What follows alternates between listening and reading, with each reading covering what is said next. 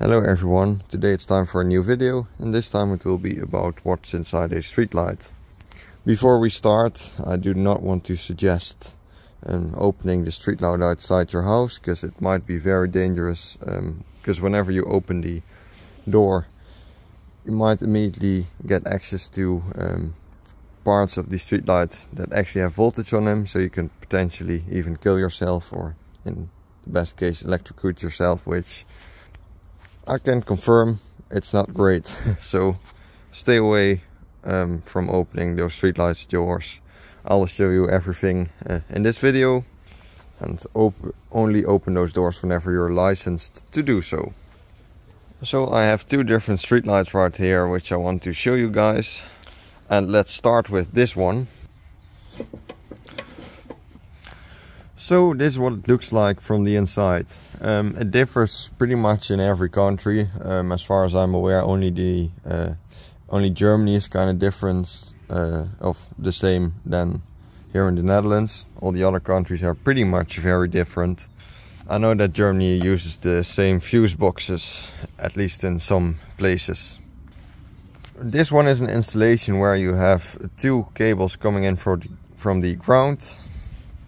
This one is coming right from the shed here, where I can put electricity on this installation, and then this wire goes behind the shed to another streetlight that I have right there, which is not a very common system in the Netherlands. Mostly it's just one cable going into the pole, and that is connected on the bigger cable that's in the ground.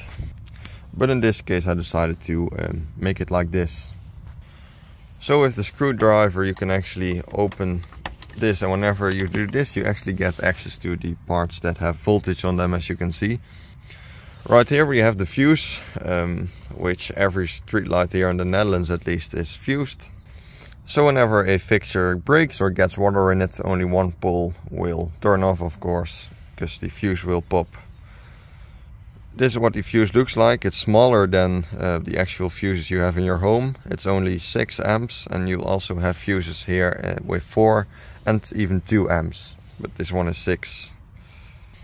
You have a yellow pin here, and that one kind of decides on which phase you want to put your fixture.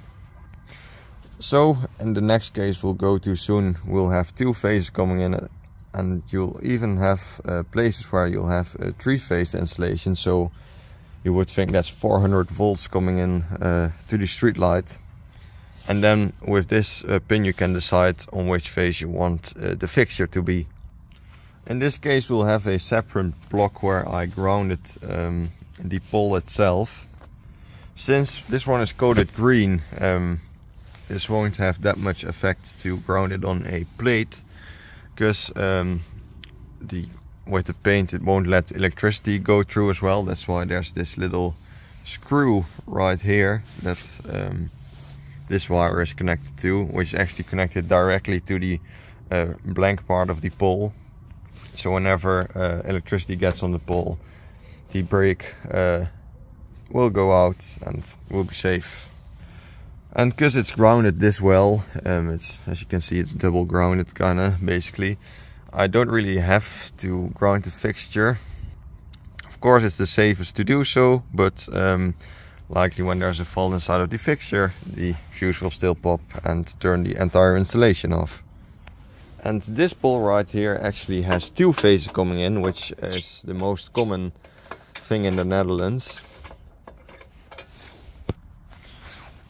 So as you can see we have 2 fuses right here, and the reason why we have 2 phases coming in is actually because we used to have fixtures with 2 bulbs.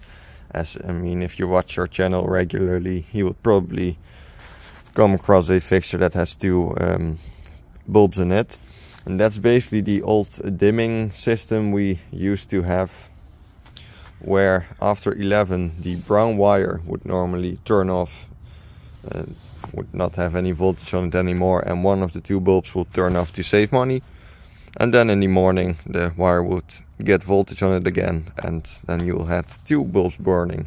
So basically the black one is always in most cases the one with voltage on it during the entire night. These fuses right here also look different. These are even smaller than the ones before. Also 6 amp. But they keep getting smaller, as you can see. Since this pole, as you can see, is blank from the inside, it's clear, no paint on it. It's actually enough to just ground the fixture like this. The wire, one wire going from the pole into your fuse box, and then one wire going into the cable, as you can see. And this one only has one cable inside, which means that there's a cable basically going through from my shed going to the pole we have right here, and then going to the last pole that's behind the house. Which I actually prefer these installations because I mean, it looks a lot cleaner from the inside, as you can see. Sometimes I've seen installations where you had 3 cables coming into the pole, but that just makes it very messy. But let's let's go to the third installation where I have 3 phases coming into the pole. So the last instance, this is basically not a very common installation. It gets used in some cities, as far as I'm aware. But right here, as you can see, you have a 3-phase cable coming in. We have the blue one, we have grey, black and brown. And we also have 2 cables coming in right here. And so with this pin, again, I can decide on which phase I want the fixture to be on. In this case it's the brown one, and the next one is on the black one, and then the grey, and then the last one is on the brown one again. And because of this I had to get, was able to get thinner wires, which are cheaper. But I just thought it would be cool in case so I could show people that like wanted to know more about the street lighting, the 3 different types of installations you could get right here. But I'll show you guys all of the different fuse boxes we have here in the Netherlands, but I have all of those types inside of the shed.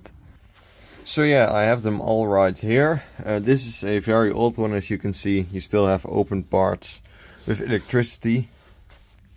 These also become quite fragile over time, but still are actually quite easy to do maintenance work on whenever you want to replace the fixture. It's all very easy to access and everything. Well, these we've seen. This is one with 2 fuses, a very old cable, as you can see. Then this is the one we've seen. This is also a very modern one. I don't know if I can open it. But these are also relatively dangerous, because whenever you pull the fuse out and get the plastic white cap out that's on here, you actually get, it's very easy to touch the metal parts that have electricity on them, so quite easily to electrocute yourself right here. This is also a very modern one, kind of weird, but they're all kind of functioning the same. And this one we've seen before, but this is actually the installation with 3 cables, which is very rare, but it happens with 3 cables going inside of the fuse box, which is actually absolutely insane. And as you can see, it's very hard to actually connect it in a way where it looks nice. But yeah, it happens. So yeah, that's basically all I had to say about our Dutch street lighting installations and fuse boxes.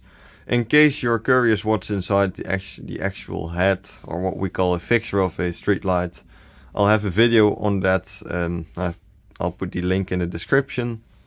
And again, do not ever open street lights yourself, because you might electrocute yourself, which could of course cause death, since the actual installations outside on the streets won't turn off whenever you touch the electrical parts.